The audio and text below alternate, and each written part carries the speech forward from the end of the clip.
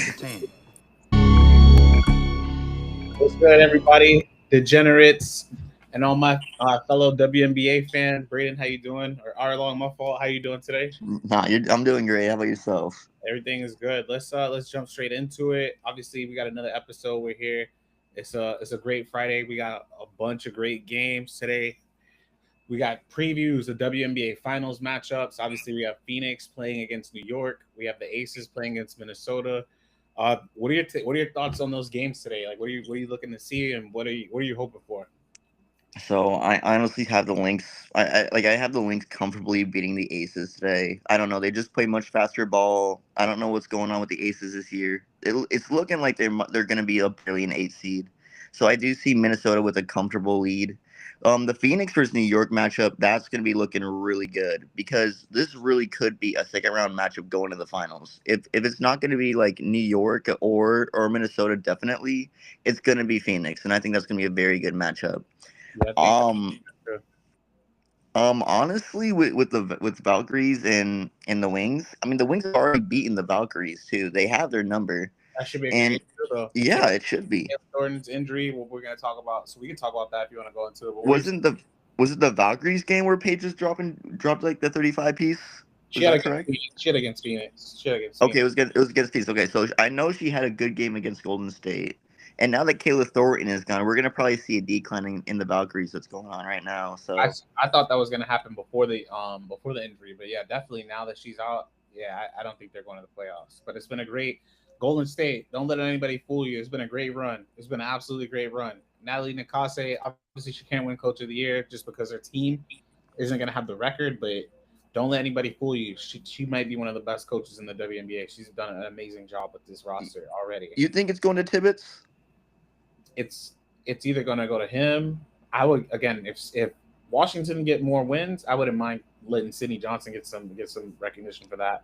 Noelle Quinn needs some recognition, even though I know she's had some bad losses. She's had some great wins. Noelle Quinn needs some recognition for that as well. But it most likely will be Nate Tibbetts unless Seattle finishes top three, which I could see them doing for sure. You don't think Cheryl Reese could get it? It look because it's looking like the Lynx will be a number one seed this time. Yeah, but are they Honestly, better than they were last year? it's not definitive. Technically, their seeding is I mean, I going guess from 2-1. they were number two seed. I thought they were number one last year. They were number two last year. New York was number one. Oh, that's crazy. So yeah, I mean, I guess you could technically make that argument, but I don't know. I think that there have been other coaches who kind of have had better years than Minnesota. Even though it like to her for her to win her fifth, she would really. I don't think she's done enough to stand out. But her team has done amazing. Like shout out to the Minnesota Lynx because they look like a championship favorite. They're gonna play Las Vegas tonight, and they're Las Vegas coming off of a back to back. So let's talk about it then. Let's talk about last night's games. So obviously the Los Angeles Sparks just had another win, and it's looking like I will not be owing Jordan a steak dinner. I just need the Sparks to get it together and catch Phoenix. What were your thoughts about their game last night? Kelsey Plum obviously dropped 30 points. She had an amazing game. They destroyed Connecticut. What were I your had thoughts? her on I had her on my bench on my fantasy team. I wasn't happy about it. But man, you see there was a lot of controversy on whether KP was a good first option. I think that was one of our conversation topics on the last time on the live.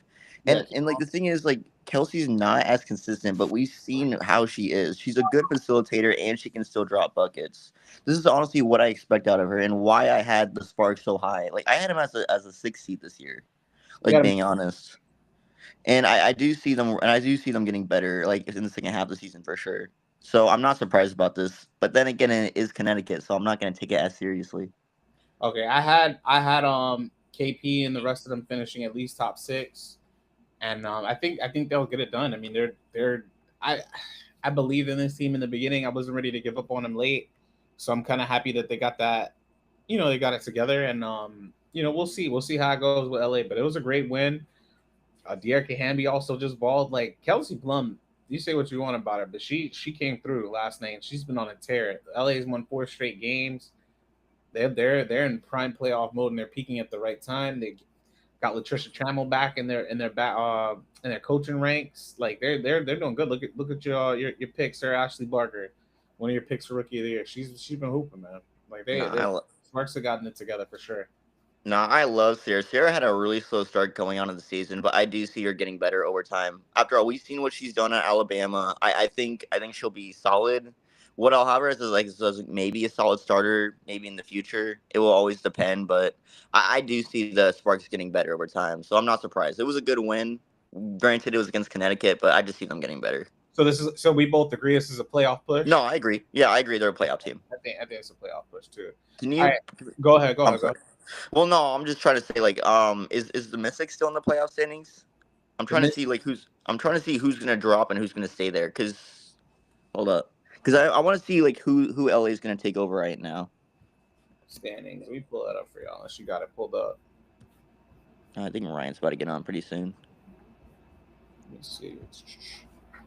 Let's pull up the standings. Thanks so much. Cause you have LA in the playoffs, right? I do have LA in the playoffs. I didn't predict Washington would get in, so I think they're gonna jump Washington. And so it's 2, 4, 6, 8.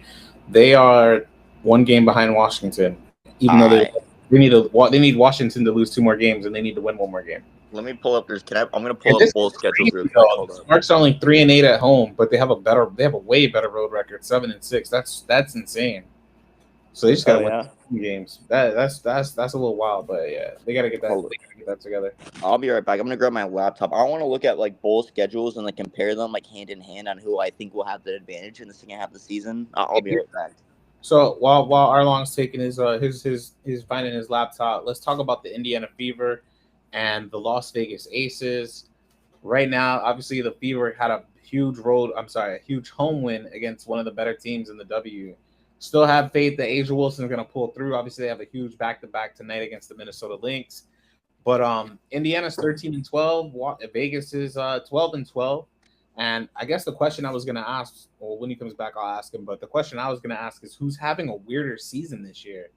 For Indiana, I mean, both of these teams are teams that I predicted that would finish in the top four, and neither of them are in the top four. They're on the bottom. They're in 7 and 8 spot. So it's been a little weird to see it, say the least. But huge shout out to Kelsey Mitchell, who has just been destroying this season.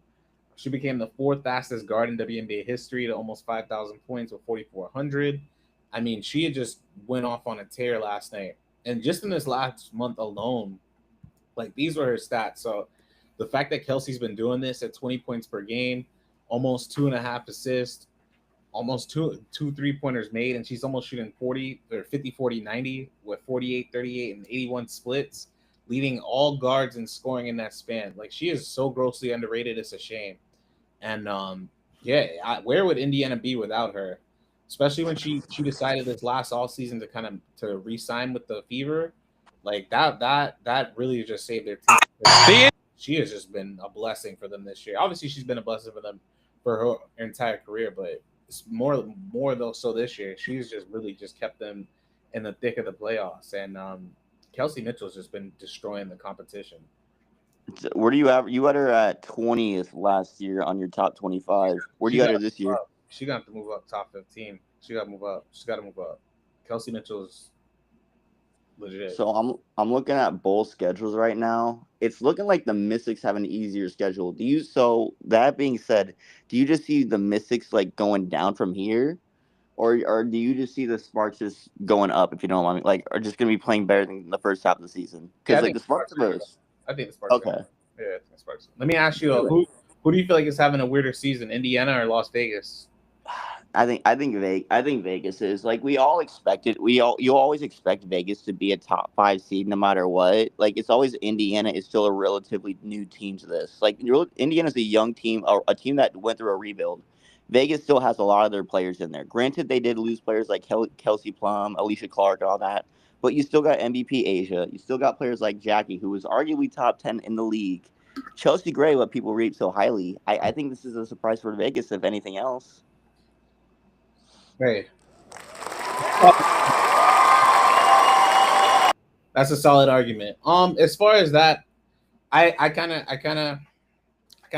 know, man. I don't know if I have an answer for either side. I really thought Indiana was going to finish top three, top four, and I guess if you're looking at it, so this is the odd thing about it, though, right?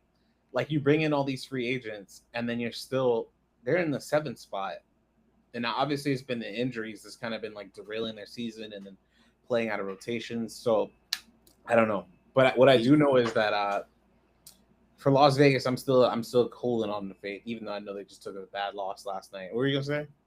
Okay, let me ask. Do you think a one player alone can make such a big impact in the opposite direction, like in a bad way?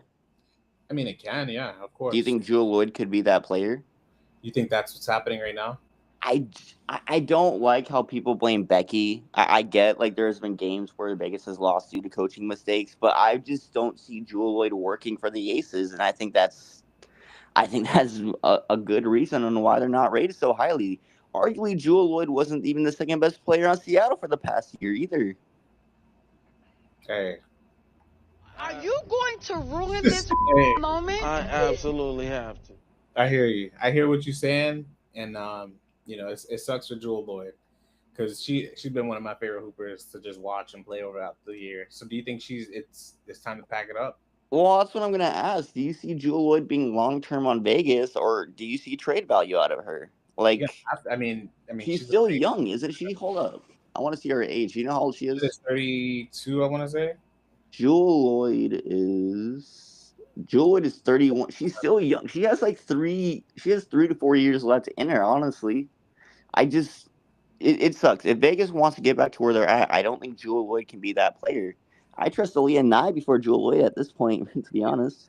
Aaliyah Nye also she came up small last night. Let me ask you this regarding so just to kind of flip back against obviously the team that they played against last night. So do you think Kalen should rest until the playoffs? It's looking like it's no choice, to be honest. Kaylin might not even be able to make playoffs. Like Really? we've seen with like Lisa Leslie. Was it Lisa Leslie that said it herself that a groin injury impacted her career as a whole?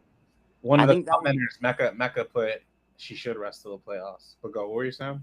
no, I think it was Lisa Leslie that did say it. Like a groin injury impacted her career in the long term, and a groin injury is very serious too.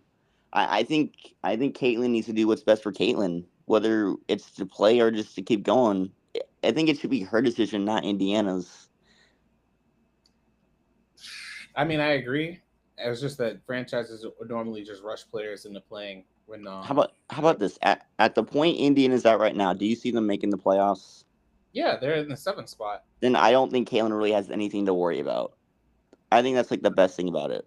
What they make the playoffs without her? I think they can still make the playoffs. At this point in time, they can still make the playoffs without her. And I think if they really are in win now mode, try to keep her till then. I mean, she obviously rushed her They're in injury. the sixth spot. They're in the sixth spot right now. Yeah, they'll be just fine. They'll be just fine without her. I say See, if they want to get past the first round, she's gonna need to be healthy. oh, they're writing comments about. I hear you. I hear you. She needs to be healthy if they're gonna go past the first round. They're writing comments about what she needs to work on in her game in the gym. I'm like, well, I don't know if she's gonna be really working on her game too much. She's got a bad leg. You know what I'm saying? Like you're not gonna really be running around without it. You know. I say just start focusing on film. Focus on the little things, if anything. Correct. I'm with you on that one. Focus on the film. Focus on the film. Focus on the film on that. That's a great one right there. Let me ask you something, Jabari. I do want to talk about the number 3 situation that's going on right now. Obviously, there's a lot of controversy around it. One was that you traded Sophie Cunningham for the 8th pick. Now, I'm not going to say that they shouldn't have traded that pick, but it is looking like Sophie Cunningham has been a benefit for Indiana. And looking at it right now, do you say that it was a smart choice to have Sophie on the Indiana Fever? As opposed to the pick. How about let's just do in general? Do you think has your mind changed about Sophie and Lexi? Do you still have Lexi as a better player? Yeah. It's looking right here right now that Sophie's stats have been better the past couple games. And I told you in the very beginning that my prediction was Sophie was going to start over Lexi. Let's pull it up right now. Let's pull it up. Aren't they both starting? I thought it was Ari. I thought Ari was starting. I know Sophie's been having more minutes. Starting at the point guard, and then you're gonna have Sophie, Lex, Natasha, and AB. Wait, what about Kelsey? You're right. It would be Kelsey. So how about this? You pull up Lexi's last 5 games. I'll pull up Sophie, and we can go comparison. Nah, I'm just pulling up their whole season. Bump that. I could pull up her. I'll pull up her last 5. I'll pull up both of their last 5s. Honestly, could do it on the real app too. Hold up. Let me see what I got. Let me pull it up. I do want to see what their stats are for this year, bro. Lexi is playing better. Look at this, Braden. The past 5 games, the whole season. No, okay, that's different. That's different though. Sophie was coming off an injury and was getting less. No, we're not doing that. Ray, what are Let's you do it. talking about? Look at this. No, let's do it when Sophie was healthy. Let's The compare. whole, Let's compare when Sophie was starting, Jabari. We got to do that because there is a difference. yeah, Hold up. I would still pick Lex over Sophie. All right, Jabari. So give me Lexi's last 5 games. So I'll compare it to Sophie's right now. All I'm right, not. Because Sophie's putting up 15, 3, 1, 15, 3, 1, 12, 4, 1, 11, 3, 3, 13, 5, 3, 16, 10, 1. Those were within the last 5 games from Atlanta. Let's see. So Lexi's last 5 games haven't been impressive. 3 points, 5 points, 5 points, 7.0. Like, it's not that impressive. 3 points. Okay, 3 points for Golden State, 4 points for versus Los Angeles, 2. Then you had 13 against the Minnesota Lynx in the Commissioner's Cup. They said Lexi is more effective. I agree. I would really? Because shout out there. Shout out to Mecca. Was Lexi more effective in the Commissioner's Cup final? Probably not. Was Lexi more effective in the most recent games? So what has Lexi Hold done that's been more effective than Sophie? So go ahead and get it off your chest. So what are you saying exactly? No, I'm just saying it's looking like my prediction is going to be correct where Sophie's going to take Lexi's spot. No, I don't see that. And it's going to be a permanent change. It has been, Jabari. It has been for the most recent games. Are we really just going to say Caitlin's injury has been the biggest part of that? I would think so, yeah. I don't see it happening. I think. Go ahead. I'm sorry. Shooting better from the floor. Like all of the numbers say that Lexi's had a better year than Sophie has. Okay, but that's as a whole, and that's also when Sophie was injured too. I'm talking about with a fully healthy Sophie Cunningham.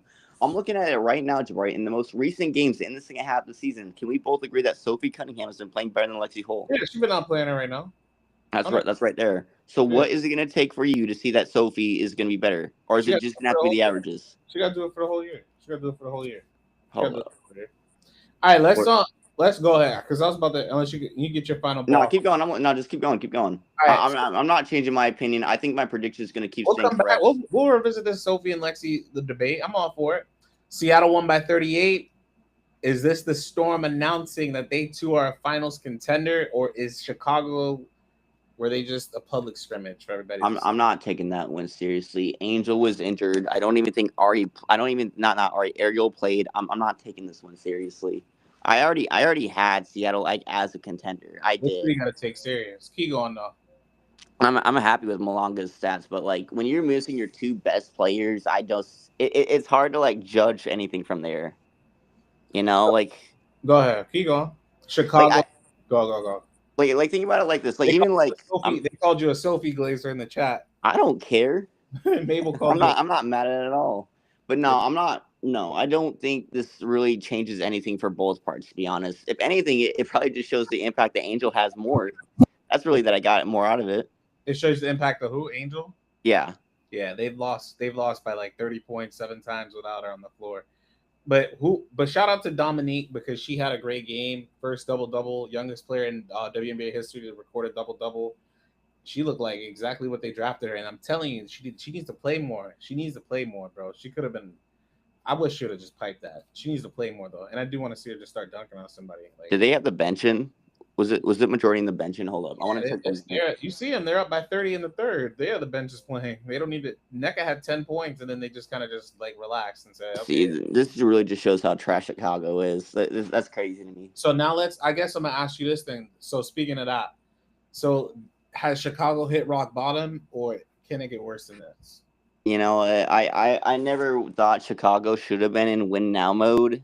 I maybe had them as the 8th seed, but that's just because I thought Angel so highly. I thought Ariel was gonna go off. I did, but I never thought they were gonna be in that win now mode per se. I think they're still going through a rebuild. I think Tyler is gonna be that coach. I think Tyler's getting better, especially as the season's going on. I just think that Chicago needs to acquire more pieces, and they'll be somewhere around that. I forgot. Did they trade their most recent pick? Let me see. And better question: Is this a playoff team or no? No. You said last live that Chicago could definitely edge in the playoffs now. I think they could get in the playoffs though, for sure. So okay, then give me your top 8. I think Washington will drop out, and I think Los Angeles will get in. And then if you're asking me who else do I think will get out, I don't know yet. I don't think they gotta pray because I think. Do you think Vegas will get out? Dallas still has a chance of getting in too, which I also think that they'll do. All right, hold up. I'm gonna pull up the standings, and I want you to tell me which 2 teams can make it and which 2 teams are gonna leave. I'm gonna read out all the top 8. Okay. Go. Because I'm very interested in this. Like, if you really think no, because Angel's still injured, isn't she? Washington will make the playoffs before the Fever do. Chicago need to go to the whole team. I don't know what that means.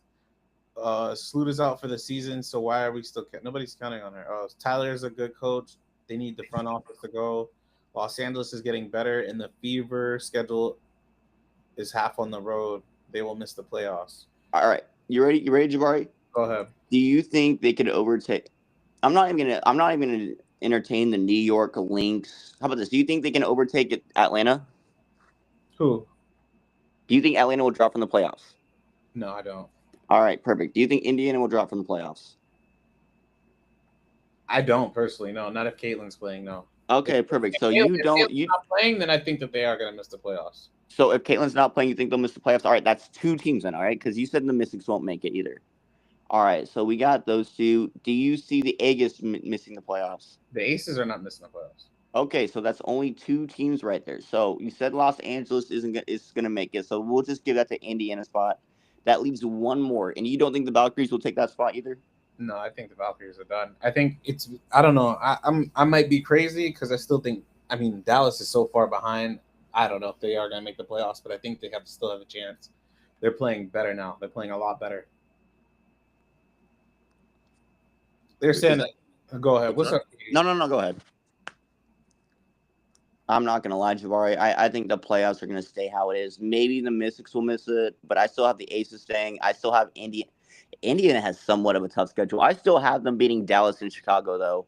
So that's like 4. That's like what 4 easy wins right there to add to it. So they'll be at 16. They'll be at 16 no matter what. They're not going to get their what? Go before Washington does. I don't know about that one. I don't. And then we can talk about that right quick because shout out to Caleb. Sad that you're hurt. Big time hooper. She had made first time All-Star. Grinded from being undrafted to playing in different leagues and overseas. Like she's been grinding for her career. And it just sucks that now, like I know how I don't know how she may feel in this situation, but it's like you're playing really well, you're at the top of your powers, and then this happens. So for me, it's like she already knows she's just gonna come back, work harder, and then just kind of try to get back to the business. So sucks. Shout out to Kayla Thornton. Get better soon. And it is what it is. What's good? 4-4. Yeah, turn. Good job. Turn on the camera. Good job. What's good? 4-4. Hey, what's good, yo?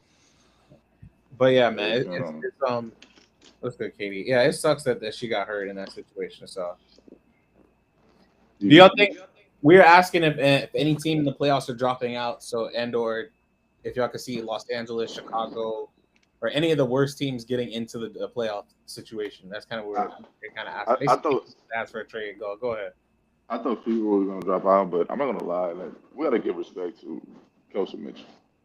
Facts. We've been talking about Kelsey Mitchell been playing, man. Facts. And that's gonna be the reason why they don't fall out of the playoffs because she's playing like the actual number 1 option. That's facts. That's big facts. We've been talking about. I've seen a lot of like Fever fans complaining about her before in the past. Complaining about her for what? About how? No, because like a lot of Fever fans think that she's shooting too much, but she's a shooting guard. Like she's gonna take shots. She's not the point guard. She's not the playmaker. She's there to take shots and make shots. And right now she's making shots. She's taking shots and making shots. So Fever not dropping out the playoffs? No, I don't think so. I think they're good enough to maintain that 7-8 spot, which is sad. No, I don't. I mean, it's sad for me. So that's a Caitlin Fever fan. But yeah. Are you bringing her back?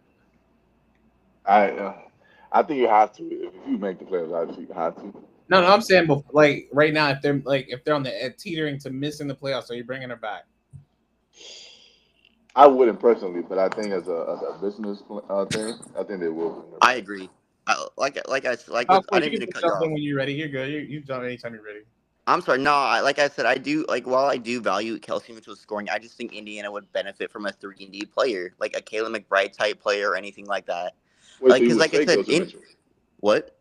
You saying you would trade Kelsey Mitchell? I would. It's just the fact that Indiana's perimeter deep. Trade Kelsey Mitchell. I wish I had a hot take button for that. Let me without Caitlin, or you mean like bringing Caitlin back and Kelsey Mitchell for the Fever? What was your take? You cannot trade Kelsey Mitchell without Caitlin on the team right now, because they would be really, really. No. I didn't mean that. I mean for the future. I meant for the future. No, my bad. Oh, okay. Saying hell no. Mecca is saying hell no. You don't. I meant I meant like for them to be a Go ahead, championship Encore. team. Hey, look, I first of all, what's up again? I got to get used to the rules over here. It's nice over here. You know what I'm saying? It's clean, fun. right? It looks nice. It's a whole different vibe. But nah, just to chime in on what y'all talking about. What else does Kelsey Mitchell have to do as a basketball player to prove her stability and her worth to an organization? Like, it's always something every year, and she's one of those players. And you're not the only one that's had this conversation, but she's doing everything she can as a 2-guard in the league to announce, okay, I'm worth this. So what else does she need to do? If you're asking me, nothing. I think she's stamped. Do you think just in general? I'm like stamped. Do you think Kelsey Mitchell's perimeter defense has gotten better? Do I think Kelsey has gotten better? Yes. On the perimeter defense? Oh, perimeter defense? I don't care. I think Kelsey is a product of her team defense because she certainly moves laterally well enough to not hurt your team defense. But I think when that team is moving cohesively, Kelsey Mitchell is not the problem on offense or defense. I mean, she's not the greatest defender. No, you're not going to get me to say that. But she's top 3 quickest players in the league. And if your defensive scheme and your help defense is situated such that you all are playing as a unit, her athletic ability is not going to hurt you. I get. Oh, go ahead. I'm sorry. No. No. Go ahead, Katie. I didn't mean to interrupt you. I was saying if you, I agree. If you're on a bad team defensively and you have Kelsey Mitchell, obviously it's going to be a bad thing. Like, it's not going to be actually a good thing. So it makes sense. But if they were a better team, then Kelsey Mitchell wouldn't be a problem being quote unquote as bad as she is right now. It's just they're bad. So obviously a bad defender, not a bad defender, but like a below average defender is going to look worse on a bad defensive team. So then let me ask you this, and then how would you change Indiana's defense? Do you think it's a coaching issue, or do you think it's just you want different players around it? I'm not blaming AB for the defensive issues. I'm not going to blame whoever the 3 is. I understand Natasha Howard is nowhere near how she used to be on defense. Is we going to say that it's going to be her fault, or is it formation issues? Are we blaming it on the coach? What's the issue? I already say I will build through the draft, and I will stop trying to make this team win now team. I will make a win down the line team. Okay, 2 years from now we're gonna win. 3 years from now we're gonna win. But they trying to make let's get Caitlin a ring right now, and it's like that's not gonna happen. I'm sorry, like you're not gonna be unless you get Asia Wilson and Stewie on your team. You're not gonna trade for one player and this team will become a championship level team overnight. No, it gotta be 2 years. It gotta be 3 years. It gotta be 4 years, just like every other team that has won in the past. Let me piggyback off that too, because I think what people do is they look at all season signings and then they read the names down the roster, and they think about what each individual can do. And if you look individually, Indiana does not have a poor defensive team anymore, especially with the addition of Ari McDonald. Lexi Hall's a pretty good defender. Sophie's going to bring you some grit. So I got to give some responsibility to the coach that was brought in to bring in defensive integrity. And I don't want to be too hard on her because at the same time, I know as well that in order to ensure your defensive principles, it does take time. That's not an overnight thing. Yeah. So like Officer was saying, like it's early on. And if you looked at the Commissioner's Cup, the defensive effort they played that night against Minnesota was their ceiling. That's what they can bring to the table defensively on a night-to-night basis if they're disciplined, and that was without Caitlin. But to have is that who they are, or is that an outlier? Like, you think it's actually who they could be? A little lost, but fair enough. That's go ahead. That's who they can be. That's their ceiling to me. That should be who they strive to be if they're building this so-called dynasty or whatever it is they say they're buying into. But the consistency of that takes time. and we're only halfway through the season. So I'm with you 100%. And I think a lot of times when we look at the individual components and the offseason signings, people think, oh, they should be doing this. And like Ari McDonald just got here 10 games ago. No, Hooper. Oh, she Hooper, yeah. So Gotta give it to her. Hooper. I'm still in shock that nobody picked her up before. Like, bro, that makes it look crazy. I'm in shock. Los Angeles cut her. I was like, why would y'all cut her? That was the first thing I thought. I'm like, why would you cut her and Odyssey? Yeah, I don't know why y'all haven't called Odyssey Sims. And then Los Angeles, why would you let her walk out your building? This is a 26-year-old point guard. I was shocked. I asked that question in a live earlier this season, and it's one of the times where I was shocked and appalled. The people looked at me like I was crazy. I was like, Ari just came off a pretty good year, and people forget, like, she's 2-time Defensive Player of the Year in her conference. And I know college doesn't always matter. And she was a player back then too, but keep going. Yeah, if you're Player of the Year in your conference in defense, not just all team, but Player of the Year twice, that means you can help a team defensively, and she played pretty well offensively last year as well. I didn't get that. And then just to put a bow on it, this is what I will say. The league has so much talent that is just like not on a roster. I'm so thankful that we have expansion, because I'm like, a lot of these players could be playing on other teams in the league. There's a lot of players that aren't on WNBA rosters that could definitely be making impacts on different rosters. So that is really good to see. Yeah. It's also good because one of my pet peeves in previous years watching the WNBA was the quality of the bench. Like, every team pretty much had decent starters, and the games would be pretty competitive when starters were in. But at the end of the first quarter and going into the first few minutes of the second quarter, when you started to bring the bench in or get deeper down the bench, then you start to see the games become more lopsided. So expansion is good, but I want to see players 9 through 12 on everybody's bench be legitimate WNBA, caliber players. And some of them aren't. Speaking of legitimate, that was a great segue. Speaking of legitimate WNBA caliber players, everybody has been on the stud. Well, not everybody, but a lot of people have been like going back and forth with the StudBudz. I'm gonna play 2 clips for them. This is one of them where they're talking about Kaylin. This is what she said. She said, "There's a spot for you on my bench." Straight up, all these people was heckling me. And all the time I couldn't be here and there, and they were stressing me out. So you had to call in the president. I'm calling the president. Calling the president. Where's Caitlin Clark? Where is Caitlin Clark? Question: is that a top tier nickname? I just want. Is that a top tier nickname or is that a low key diss? What, the president? Yeah. What's wrong with that? Do better. I think it's a legit nickname. I didn't think they were trying to sneak this. All right, but this is what I really wanted to kind of bring up. But we can't be canceled. Did y'all not just hear us say we started streaming with 50 people on here? And if we go back to 50, man, we're going to rock out with our 50 that love us genuinely. Our 50 that genuinely love us and rock with us, that's what we're going to rock with. We don't want the fake love, man. Keep the fake love. Keep the fake love. Keep the fake love. Genuine. Keep the fake love. We don't want the fake love. We don't want it. We don't want it. We don't want no conditional love. We don't want no conditional love. We want the real love. The real thing. Real love. What do y'all think about that? Is this about the Dave Portnoy topic? I'm 1,000%. This is about that topic. So, you know what? I've seen so many people talk about like what they think is best for like Courtney and Natisha and what they want and don't want out of them. And I just don't think like they realizes it's just not open, Like I remember like there was like a TikTok where they said they shouldn't have Caitlyn on the podcast at all because it's not a good look.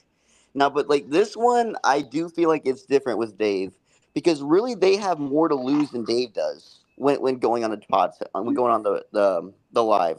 Let's say this. Let's say Dave makes a fool out of himself and says some stupid stuff. Dave doesn't really lose anything. The dude's still going to be a multimillionaire.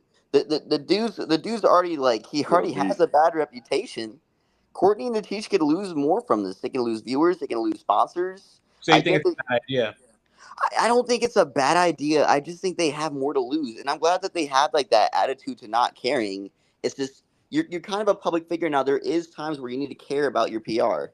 That's kind of like how I think about it. So you don't think they should do it? There's always that small chance that some of Dave's audience could gravitate towards Courtney and Natisha's.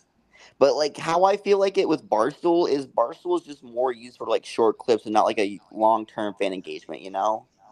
I don't know. I feel like it's a hit or miss, but it's going to be more of a miss. Anybody else? Anybody else with some with topics, KD? I'm conflicted because they have a lot to lose, like you said. But if I'm aware of the things that I could lose, I could also make the decision and be like, fuck it. Like also if they trying to like make a deal with Barstool, that's a big opportunity. So it's hard for you to tell people, hey, don't take the deal. And I hate to be I see both sides person, but there is two sides here. I'm sorry. Like I could see that they once being like, hey, this person has said some weird things about people, especially one of our players that we love a lot, like Angel.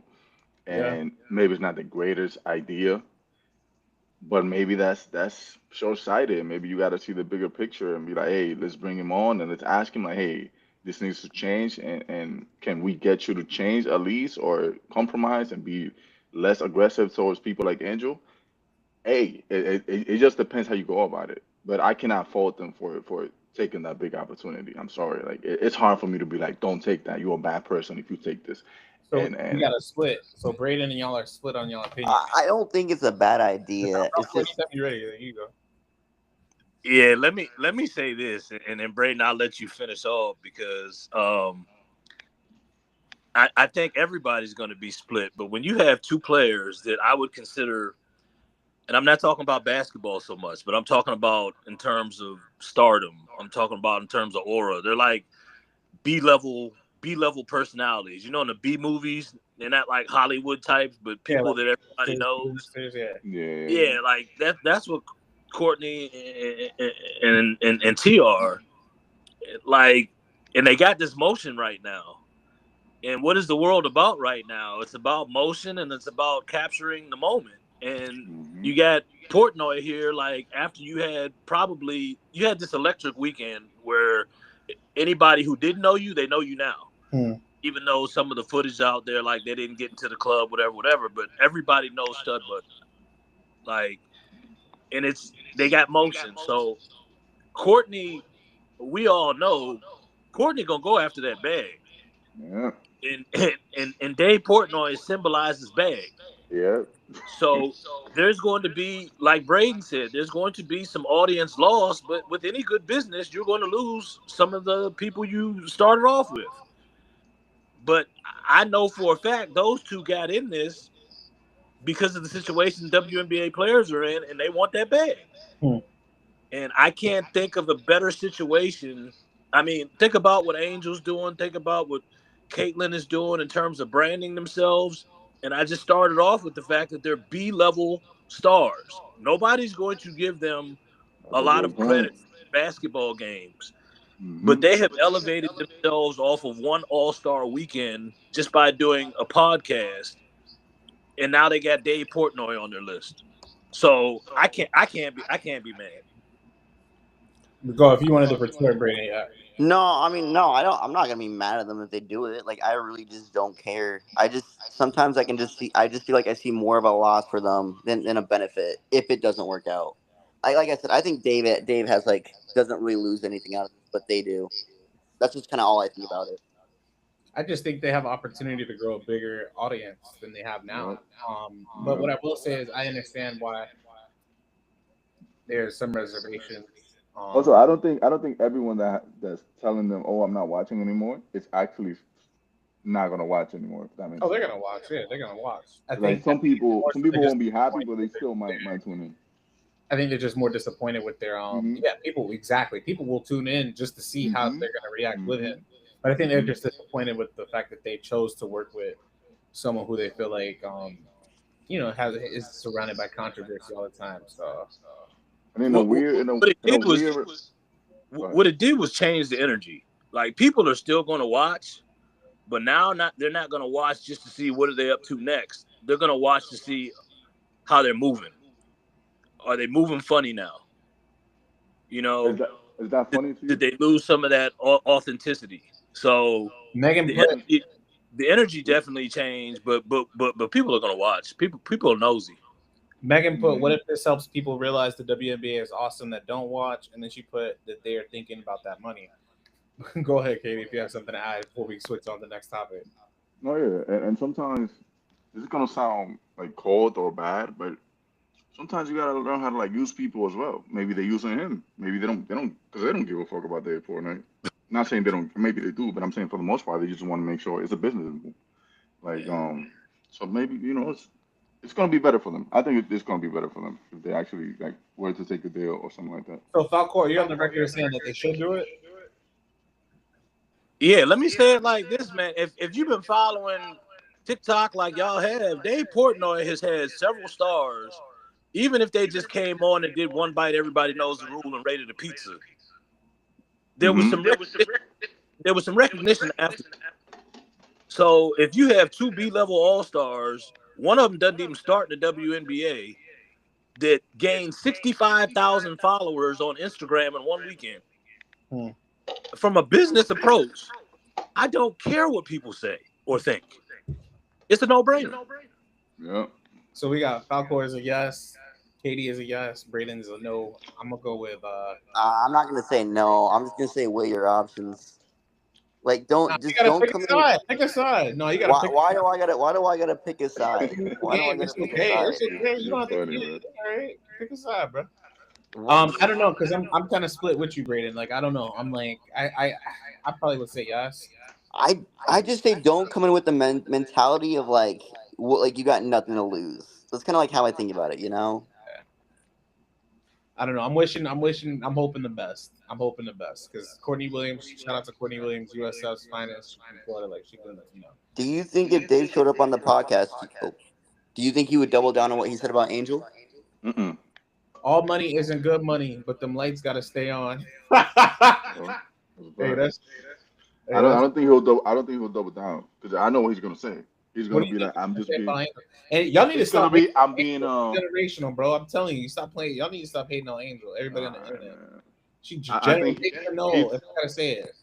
He's going to say that's just how fans interact with the sport. He doesn't have anything against her.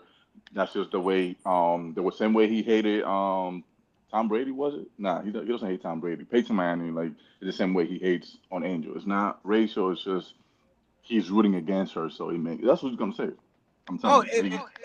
And let me co-sign that. When I'm saying that they should use Dave Portnoy in his platform, I'm by no means agreeing with everything Dave Portnoy has said. What I'm saying he provides a platform that can take two B-level stars probably to a different level, and those specific stars who had no real motion other than her little midi and everybody started to recognize her name last year to a different level.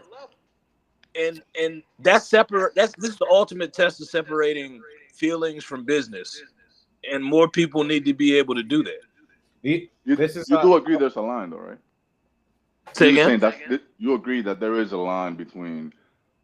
There will be a level of like, okay, he said something too crazy for me to actually give him a platform. But you saying he hasn't crossed that line yet? I'm saying for these two specific stars, there's no line. For Courtney Williams, I don't think there's a line right now. I mean, if you look at Courtney, and if you look at, I'm being honest. This is just my opinion. Yeah, I believe you. If you look at Courtney and like even her dad trying to get motion off of TikTok, and like it's funny, but who's her dad? Like who is he? But he's trying to get motion off his daughter, and her and his daughter is one of those people. If you listen to the interviews, if you watch social media, she's funny, but she don't care.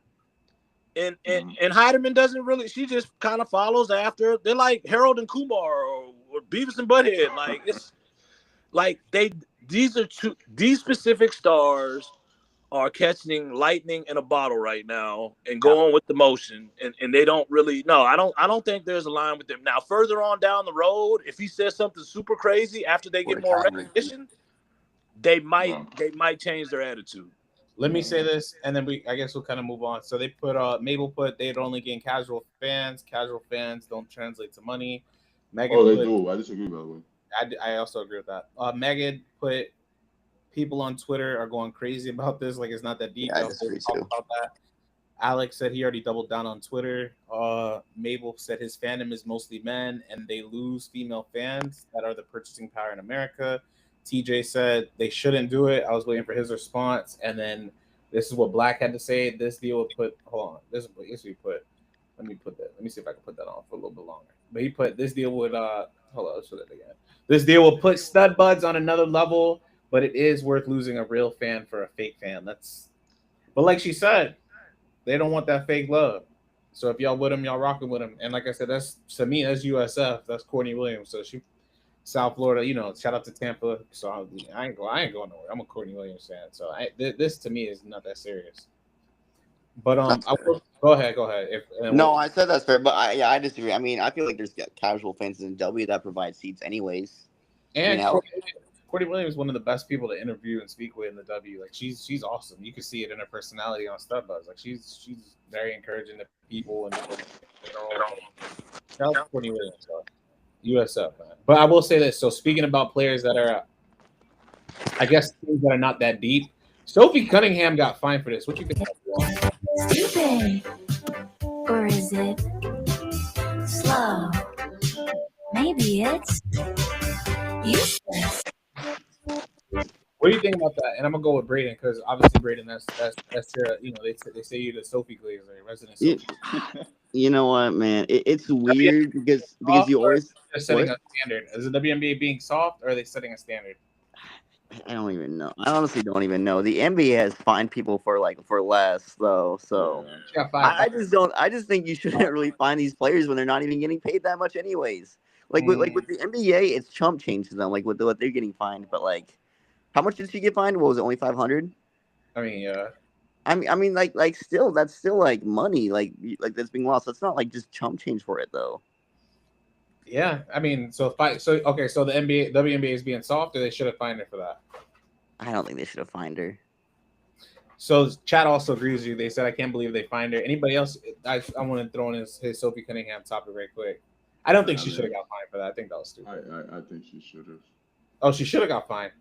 Yeah, if you're trying to set a standard for like people complaining about the refs, and that's every league. Like you gotta watch how you speak about the refs, because that's the what you call it, that's the integrity of the game. What are you trying to say? Like the refs are not good enough. Even if that's the case, you gotta go about it the right way. I know, but you gotta go about it the right way. You gotta protect the refs. Go ahead, Bob. Yeah, that's just, even if you're right, that's just the way. I can agree with you to a certain extent, but I guess it's like pick your own poison, because if you listen to most press conferences this year and last year, somebody's taking a subtle shot at the ref or a direct shot at the ref. Facts. If somebody is making a creative little video taking a shot out the ref that's not correct, that's not directly correlated with the press conference or an interview, to me that's stupid and slow. Like, we know what that video is saying. But I'm saying, I'm saying not the environment she did it. I know what they say. I know what the league is thinking. They said find her, stop being corny on TikTok and play basketball. The refs are terrible this year. What's it gonna take to change? I can't believe she's a good content creator. I give her that. She's this what I'm giving her credit for being creative, because if I was gonna take a shot at the referee, and I'm not the biggest Sophie fan, but if I was going to take a shot at the referee, that's kind of the way I'd do it. I wouldn't do it at a press conference or an interview. Well, you're not even qualified to be even You dealing say with everybody me. not qualified. You definitely not. Go ahead. I mean, real talk, because I don't, it is what it is. But Cam, shout out to Black. If she, oh my God, I almost, wait, what? Go ahead and say what you got to say, Sophie Glazer. Get it off your chest. Nah, dude. If she, did you read the comment? I was about to put it on. I almost put it up there. You can. I don't care. So why can't you read it? What? She didn't put ranch on her spaghetti. She would definitely. I don't know, man. A lot has changed after that. That's so gross.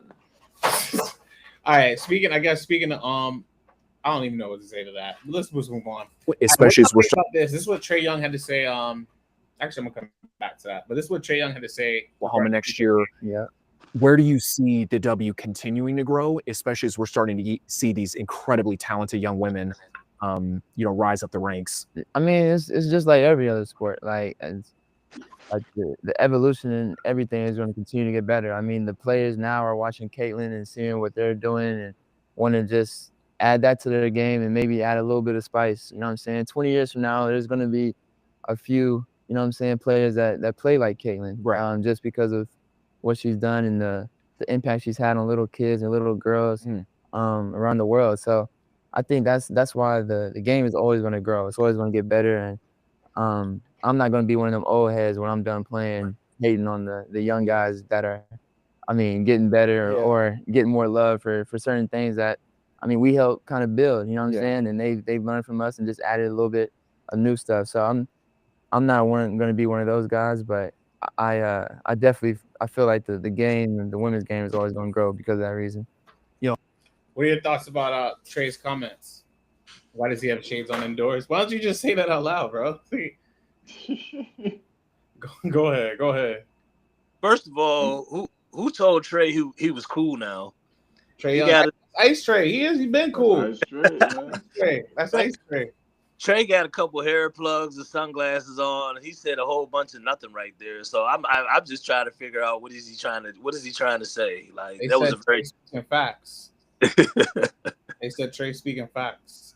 He's speaking facts, but they're very general facts. Like I'm if we interviewed a fourth grader probably would have said the same thing. I mean, I know where this is coming from, but go ahead. Where is it coming from? What happened? Go ahead. This is the he did the casual take, not 44, but Trey, where he's talking about Caitlin. Like Caitlin is going to, like, she's giving you something new, and a lot of like WNBA purists, they don't agree with that statement because they say I've seen this before. It's just a little different. You get what I'm saying? So 44 is looking at it from the point of a WNBA purist, where like it doesn't make sense to me because I've seen this before. But you were talking like a person that's new to the WNBA. But I can see somebody like playing like Caitlin, but taking it to another level. So he's not wrong per se. Is he wrong? What would another level look like if they did take it to another level? More consistent, a better shooter. Someone that can probably do it a 3-level scorer. So y'all agree with him then? Yeah, he's not wrong. The game evolves, so there's going to be another Caitlin out there for sure. And this is what I'm saying. I think that what Trey said wasn't wrong, but it was very elementary. Like, I don't think it had any depth. Like I said, I wasn't really trying to be a jerk, but if you interviewed any elementary school student, middle school student that paid attention to basketball, he didn't give a lot there that we already didn't know. Like, if you're interviewing an NBA future star like Trae Young, you're expecting some type of insight, especially since he's connected to this generation of hooper. And I really didn't get anything from him other than Trey. Trey got some hair plugs and he's got his shades on and he's chilling. And I'm not mad at Trey, but there wasn't really a lot. There there. Honestly. Do you think that's a lot of people are looking at the game through the lenses of Caitlin Clark, and Caitlin Clark is their introduction to the game. So everything Caitlin Clark does is great to them, or like they're looking at the game through Caitlin Clark. Like, oh, she did that. Oh, that might be. Now that's the first time I've seen it. So she invented that. And how do you feel about that? Let me touch on that real quick, and then I'll be quiet for a second because I think you just helped me unpack why I'm a little bit more upset with Trey.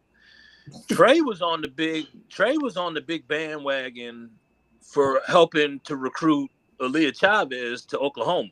Facts. Oh yeah. So in terms of Trae Young understanding women's basketball, especially in this era, Trae Young should have a little bit more insight or be connected a little bit better than the average everyday, average Joe, every casual fan. So even he just the only name he mentioned was Caitlin Clark and Evolution. Like, we can hear that on any fluke panel any day across TikTok, but yet his former college was a top 20 college. They just got the number 1 player in America last year. They had big wins in the tournament last year. Like, I'm giving you more right now than Trae Young as an NBA player was giving you on a candid interview about the future of the WNBA. So are you really an advocate? Hey, solid take. Solid You know, take. that's gonna be the norm. You know that. How do you feel about the fact that that might be the norm going forward?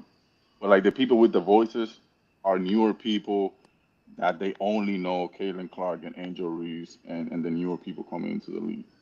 It won't be people like you were talking about the WNBA for the most part. And I know, and we've been on TikTok long enough to agree. And I'm not screaming on him. I think that's why I'm holding him to a higher responsibility, because you play big time D1 ball. You share gym hours with the women's team. You share class schedules with the women's team. You share, all kind of things. Like, so he shouldn't have been the norm either. That's my whole point. But I get that we have to meet everybody where they're starting at. I get that everybody hasn't been a fan for a long time. I can adjust to that. But when you put specifically shouldn't be in that box. He should be a little bit different. Yeah. He just, like I said, I actually think he contributed to the honeypot for Aaliyah Chavez to go to Oklahoma. So. All right. Well, speaking of big time D1 athletes, as you mentioned, let's talk about Bobby Wagner. He just joined the Seattle Storm's ownership group, and shout out to the Storm. Obviously, a lot of people are investing in the WNBA as the game is starting to grow. Obviously, Golden State's it's the largest, it's the most valued franchise in league history, followed by Indiana, and then New York is rounding out the top 3. They're getting ready to open up a new facility in Brooklyn. But I wanted to ask, which current entertainer, NFL, NBA player would you want to see buy into a WNBA team? And then I wanted to ask, what do you think makes a good owner in the WNBA in this era? Which current NFL player? That's a good question too. You said current NFL or any athlete? Any athlete or entertainer. Like who would you want to see join the ownership group? I want Ohtani. That would be cool. What specifically? Do you have a team or just in general? I don't want to be biased, but I think if Ohtani put his face on the WNBA or the NWSL, that these are 2 emerging leagues, that his face and his funding and his connections, especially internationally, it's kind of like what I was talking about with Portnoy and the StudBudz. Everybody might not like it, but it puts you on a different level. It puts you in a different stratosphere in terms of who you can reach. And his personal contract, that set a precedent. So he's not going to settle. Like, especially in the times we're talking about WNBA negotiations, like there's certain players that didn't settle and they got what they want, and people need to learn how to do that. So that's my personal. Ohtani's a good one. I'd probably go with actually let me read this. Who? Curry. Kyrie. Yeah, that'd be Curry. Curry. I was thinking Curry. That's funny that you said that. I was thinking Curry, but I'm like, I don't know if he's not a part of Golden State, which he should have. But Kobe, it says Kobe would have had a team if he was alive. I agree. Kobe probably would have invested, especially knowing if it were. I mean, then again, Kobe had the opportunity before he passed to do that as well. But I would want to see. I was gonna go Jay-Z and Curry. Those are the 2 that I thought of, like at the top of my mind. I'm like, I'd love to see Jay open up a team. Honestly, I'll take that back. And actually, I'm not gonna take it back. I'll add one to y'all: Mickey Arison and Rick Ross. I need y'all to bring a WNBA team to Miami. I would love to see Rick Ross bring a WNBA team to Miami. I was about to say, Moreau, if you want a WNBA team in Miami, Dan Marino, we get them all. Call Messi, call Lionel Messi. That would be a great person. You'll get a team within a month. That would be a great one. Lionel Messi would be great for the W. That would be cool. That would be really cool to see because he got it. He got the opportunity for that for sure. All right, and then I mean, there's one more topic I'm gonna ask. I mean, this could be rapid fire. Where would you want to see a WNBA team play next? So like expand next outside of Cleveland and Detroit. And nobody want to go to Cleveland. Shout out to Joe Kim. I'm joking. Yeah, shout out to Joe Kim. Yeah, probably Miami or Denver. I think Denver would be cool. Yeah, Denver. They already got I mean, they're a football town, but are we talking about new teams? Yeah, I was saying, where would you want to see the WNBA invest in next? Des Moines, Iowa. I mean, that's not bad, even though that you said it. I understand. I mean, hell, you can have it in Wolves Arena. Well, not Wells Fargo, Casey's Arena. Y'all got a professional sports team, Brayden? We got a G League team. Idaho Stampede? Iowa Wolves. The closest team. Iowa Wolves. And like the next one close to that is like baseball, the Iowa Cubs. The Iowa Cubs, and then we have an indoor football team, the Iowa Barnstormers or something like that. Shout out to the Barnstormers.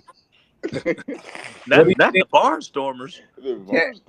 Black said, "What do you think about another Canadian team?" I think we got to see the first one work, but I wouldn't. I mean, I don't think that's bad. The game is getting international anyway, but the NBA tried it and kind of failed. What were you gonna say? No, I was just about to ask him what would be the other Canadian town though. Ottawa, Vancouver, Montreal. That's what I'm saying. That to me is the biggest thing. Like which type, because we've seen Vancouver trying the NBA. We've seen Toronto. We think will probably be successful, but depending on which town you pick in Canada. Compared to when they join, because it's going to be 18 teams by 2030. I don't know if Canada will get in that 18 by 2030. Edmonton. Yeah. So. All right, then I'm gonna ask this, and this is straight from Nick Wright's mouth, so I'm gonna let him do it. It's about the CBA. I want to hear what y'all got to think about this. The Kelsey Plum thing, I think, was totally misconstrued, but because Caitlin Clark's name was involved, people took it and ran with it. That's not the story. And then just on another note, a lot of people gave Kelsey Plum flack, but I think what she was trying to say is that they were all hungover from partying versus the ones that weren't. Wait, can I ask someone quickly? Go ahead, what? Do you guys agree about his challenge idea about the challenges? What did he say about challenge? Like if a player tries to call a challenge, it should happen. And if they do you agree? I agree. Yeah. It takes you're talking about the NBA. Yeah, timeout. Yeah, it takes too long, bro. They be holding the ball and waiting for them to watch the replay on their laptop or whatever. It's either you're gonna challenge or you're not gonna challenge. But a player's always gonna think they're in the right, and that really could.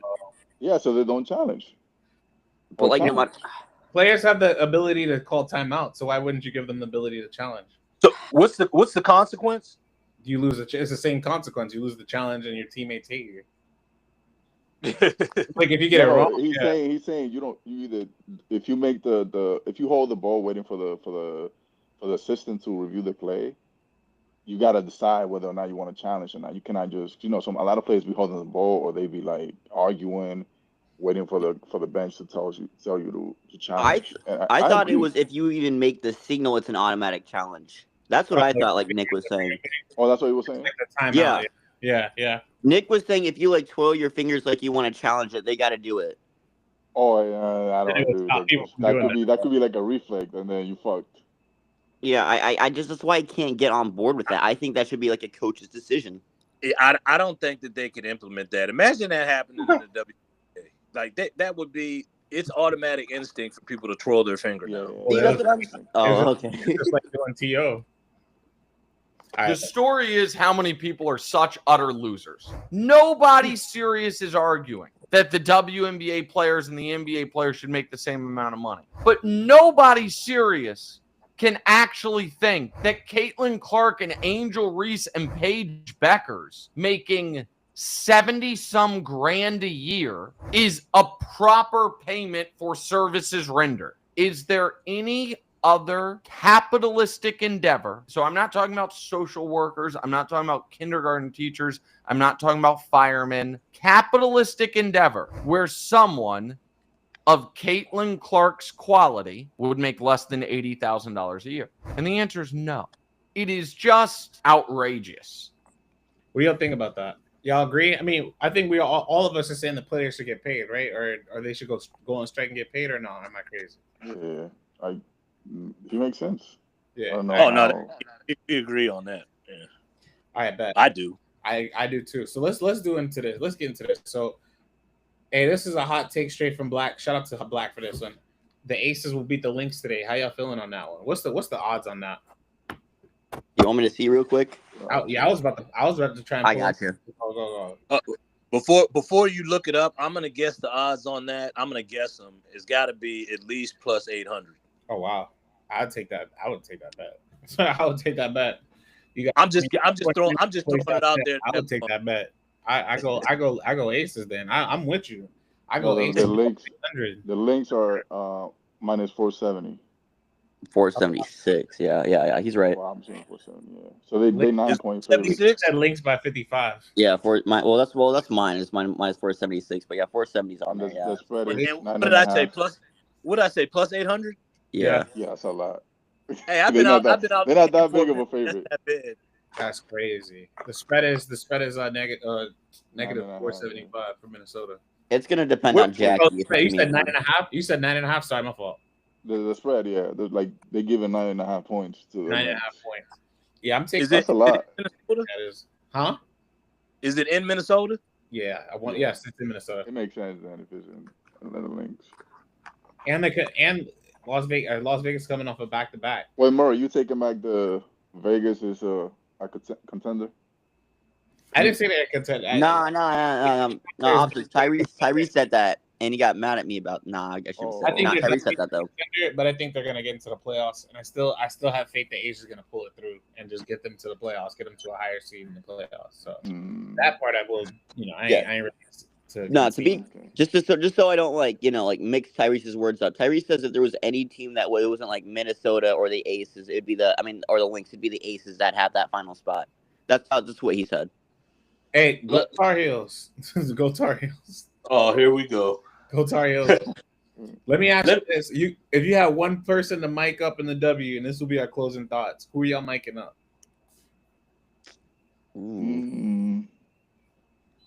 AT.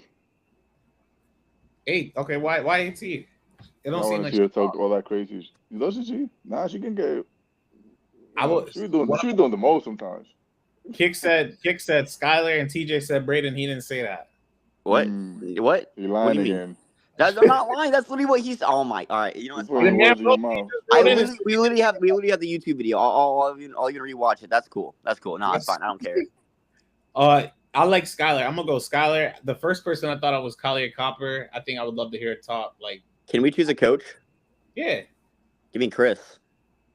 Koklanis? I want to see what he's thinking about throughout the whole time, or if he's just silent. But to be honest, are you talking about mic'd up like a real mic'd up, or they know they're mic'd up and they're gonna be super politically correct? No. Like mic'd up, they could be unfiltered. Say whatever. Oh, give me Cheryl Reeves then. No, give me Cheryl Reeves. What the? I'm playing. Alec put AT was voted the #1 trash talker by the players. I want to see that. So does mic'd up mean we want to hear trash talk, or do we want to hear a hybrid of insight, trash talk, intrusive thoughts, all of that? You know what I mean? That's all on you. That's all on you to decide. WNBA players say they're agreeing with AT. They agree with you on your AT take, Katie. Yeah. AT's not bad. Then you get everything. Not bad, but give me. She be calling plays. She be coaching them and shit. So. Y'all gonna be mad at me, but give me Paige. Oh, really? Really, Paige? Because I want a hybrid of the game, plus some trash talk, plus some insight, plus if there's a way that she would kind of verbalize what she thinks about her teammates versus people all that, everything. Well, I have a take about Paige, real quick. Remember when we were talking about Caitlin Paige? I feel like Paige doesn't have any performance pressure. What you mean by that? Game. She could have a bad game and then it's cool, and then when she has a great game, oh my God, Paige is amazing, and there's not a microscope on Paige like it is on Caitlin Clark. True, but still, there was a Caitlin Clark was on the microscope every game, every play. She had 10 turnovers against DJ. Paige can chill. Paige can take a step back, and we'll be like, oh, it's fine. She will get her she'll get it next, and that's a fact to me. He's he's yes and no, to be fair. Like Paige and Caitlyn are like their own. It's like with Angel too, like they're on their own like kind of players, like where you expect a lot out of them. But like in terms of like just the hype that Caitlyn had coming in, it was just way different from Paige's, where I think Paige is easier. But I will say this, there are hate watchers for Paige. Especially but it's not the same level. Like if she has a bad game, you're not gonna see people, oh my god, like Paige had a bad game. She's never gonna. When Caitlin Clark is like, oh my god, she had 10 turnovers. Oh my god, she's not as good as you guys think she is. It's a bigger conversation every game. Isn't that connected to the way people watch the game and connected to their in-game personality? Because the expectations, the ebbs and flows for Caitlin are super high or really low, and Paige. I think it's connected to the hype. Like you cannot be Caitlin Clark without the hype, and some people overrating her. But it goes both ways. You cannot be Caitlin Clark without also people trying to bring her down because they're trying to fight the people that are overrating her. And I'm not saying that's good or bad. I'm just saying that's just a reality of. But no, I think we're saying the same thing, but at different stages. I think that your stage comes after what I was talking about. Like that's why people love Caitlyn. Like people were connected to the aesthetics with Caitlyn in terms of highlight, the logo threes, pinpoint passing. La-di-da, and at the end of the game, you look at the stat sheet, and all of a sudden, you got 31 and 8. You know what I mean? Like, and they have that standard. Whereas Paige, you kind of had a medium. There was that, people love to use the word efficiency and consistency. So if you connect that to how we're viewing it, that's related to the expectations you're talking about. Yeah, that makes sense. That's facts. That's facts. All right. With that being said, unless y'all got a closing thought, we out of here. I mean, if y'all have something to say, I appreciate y'all time, Falcor, Braden, Katie, all y'all, Cam, Black, listening, everybody out there listening. I appreciate y'all. Everybody, thank you for joining. Oh, tomorrow we're gonna be ranking all 144 WNBA players on a tier list. Make sure y'all check that out. We're gonna have a generational tap. Angel Reese. Oh my god. Angel Reese, Caitlin Clark at the top of my leaderboard. Say what y'all want. Generation. No Paige? Would y'all say Paige is generational? I would say yes at this point. I would say yes. Oh, absolutely. I would say yes. All right. Gotta put. So then I'll put the Trinity up there. Father, Son, and the Holy Spirit. I'll put the Trinity up there. And they crazy.